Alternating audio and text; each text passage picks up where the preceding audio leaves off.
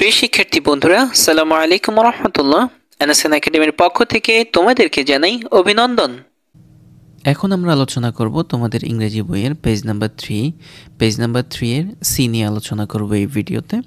আমরা এখানে দেখতে পাচ্ছি যে বলা হয়েছে make request using the clue, মানে হচ্ছে যে ক্লু ব্যবহার করে রিকোয়েস্ট করার জন্য, রিকোয়েস্ট তৈরি করার জন্য। তার মানে হচ্ছে যে এখানে আমরা 5টি বাক্য দেখতে পাচ্ছি, সেন্টেন্স দেখতে পাচ্ছি।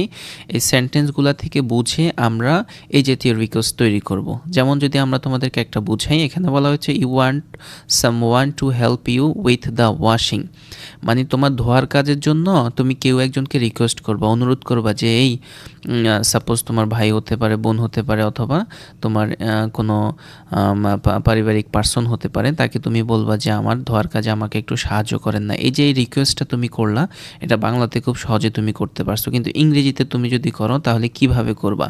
এই বাক্যটাকে ক্লু ধরে তুমি হচ্ছে যে একটা প্রশ্ন, একটা হচ্ছে যে রিকোয়েস্ট তৈরি করবা। তো এই জিনিসটা হচ্ছে যে আমরা আমাদের আনসার সেকশনে খুবই সুন্দরভাবে তোমাদের জন্য সাজিয়ে রেখেছি প্রিয় বন্ধুরা।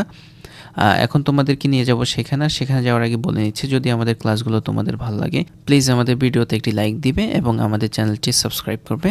আর যারা অলরেডি সাবস্ক্রাইব করেছো তাদের সবাইকে জানাচ্ছি অসংখ্য অসংখ্য ধন্যবাদ। এই হচ্ছে তোমাদের পেজ 3 আর হচ্ছে যে make request using the clue. দেখতে পাচ্ছ খুবই চমৎকারভাবে আমরা হচ্ছে যে বাংলা অর্থ সহ রেডি করে রেখেছি, যেন তোমরা শুধুমাত্র এখান থেকে তোমাদের খাতায় আনসারগুলো তুলে নিলে তাতেই কিন্তু শেষ না, তোমরা যেন এখান থেকে বুঝে বুঝে এগুলো তোমার ক্লাসে ফিডব্যাক দিতে পারো, সেজন্য আমরা বাংলা সহ রেখেছি। তো চলো বন্ধুরা, আমরা দেখি প্রথম কি আছে। প্রথমত আমরা এখানে দেখতে পাচ্ছি যে 1 নম্বরে যে ক্লুটা দিয়েছে যে you want someone to help you with the washing, তার মানে হচ্ছে তুমি চাও যে কেউ তোমাকে ধোয়ার কাজে সাহায্য করুক। এখন তুমি কি করবে? একটা রিকোয়েস্ট তৈরি করবা। কিভাবে? যেমন বাংলাতে তুমি খুব সহজে পারো যে তুমি কি আমার ধোয়ার কাজে সাহায্য করতে পারো অনুগ্রহ করে।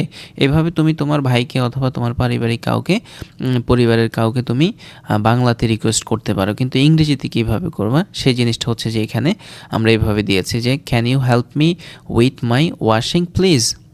এভাবে করে তুমি এটা দিলে এই আনসারটি হয়ে যাবে।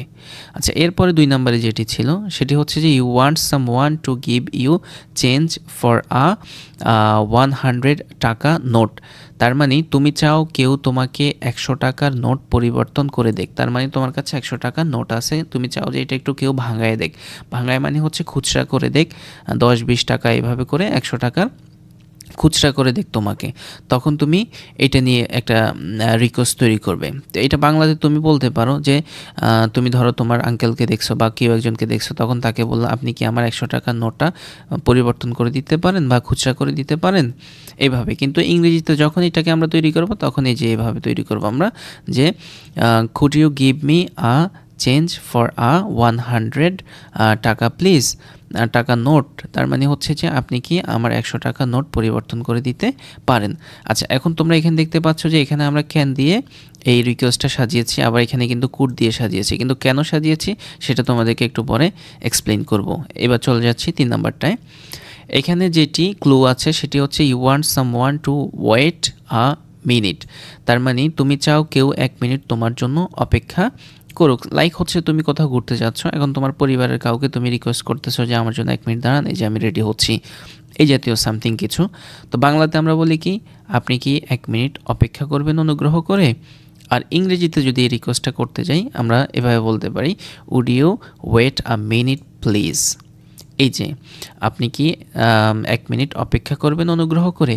এখানে কিন্তু মজার বিষয় যে এখানে কিন্তু আবার উড ব্যবহার করছি। তোমরা দেখতে পাচ্ছ এক জায়গায় আমরা ক্যান ব্যবহার করছি, এক জায়গায় কুড, এক জায়গায় উড। কেন ব্যবহার করছি সেটা হচ্ছে যে এই 5 নাম্বারটা শেষ করে আমরা এক্সপ্লেন করব। আচ্ছা, এরপরে 4 নম্বরে যে ক্লুটা ছিল যে you want someone to carry your bag, তার মানে তুমি চাও কেউ তোমার ব্যাগটি বহন করুক।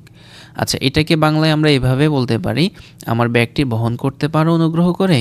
আর এটাকে ইংরেজিতে করলে এভাবে যে could you carry my bag please, মানে তুমি আমার ব্যাগটি বহন করতে পারো।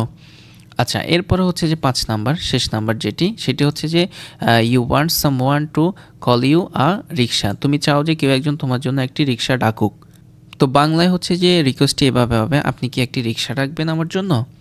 তো এটাকে ইংরেজিতে যদি আমরা করি তাহলে এভাবে যে উড ইউ কল আ রিক্সা, এই যে এখানেও কিন্তু আমরা উড ব্যবহার করেছি। এবার আসি যে আমরা কোথাও হচ্ছে যে ক্যান ব্যবহার করেছি, এই যে ক্যান, আবার কোথাও ব্যবহার করেছি কুড, তোমরা দেখতে পেয়েছো কুড, আবার কোথাও কিন্তু উড ব্যবহার করেছি।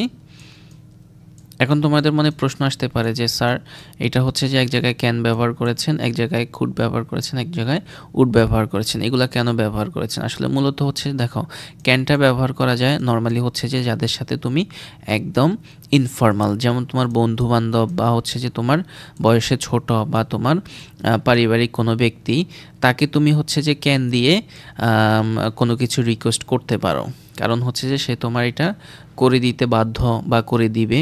তো ইনফর্মালি এভাবে বন্ধুবান্ধব বা হচ্ছে যে কাছের মানুষ, ভাই বোন বা নিজের পরিবারের ক্ষেত্রে আমরা নর্মালি ক্যান ব্যবহার করতে পারি। আর কুডটা হচ্ছে যে একটু কুড আর উডটা হচ্ছে যে একটু ফর্মাল সিচুয়েশানে ব্যবহার করা, লাইক হচ্ছে যে ধরো তুমি কোনো একজন ভদ্রলোককে, অপরিচিত কাউকে একটা রিকোয়েস্ট করবে, তখন তাকে যদি ক্যান দিয়ে রিকোয়েস্ট করো এটা সুন্দর দেখাবে না, তাকে কুড দিয়ে রিকোয়েস্ট করা যেতে পারে, উড দিয়ে রিকোয়েস্ট করা যেতে পারে, মানে এটা মানে হচ্ছে যে একটু পোলাইটলি, মানে একটু ভদ্রতার সাথে তুমি তাকে রিকোয়েস্ট করতেছো।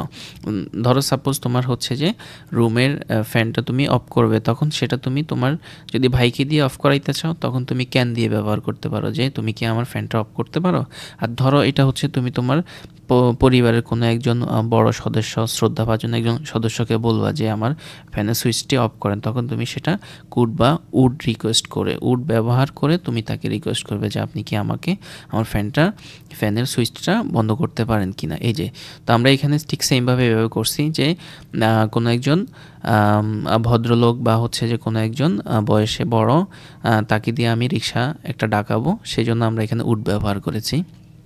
আবার এখানে হচ্ছে যে আমার ব্যাগটা বহন করব, এটা হচ্ছে যে আমার বয়সে বড় কাউকে দিয়ে বহন করব, সেজন্য আমরা এখানে কুড ব্যবহার করেছি। ঠিক সেমভাবে এগুলো এভাবে আমরা সাজিয়েছি। আশা করি তোমরা বুঝতে পেরেছো, আর যদি বুঝে থাকো প্লিজ দয়া করে আমাদের চ্যানেলটি সাবস্ক্রাইব করবে এবং আমাদের ভিডিওতে একটি লাইক দিবে। কমেন্টসের মাধ্যমে জানিয়ে দিতে পারো তোমার অভিজ্ঞতা যে এই ক্লাসে তুমি কী শিখেছো। ধন্যবাদ সবাইকে।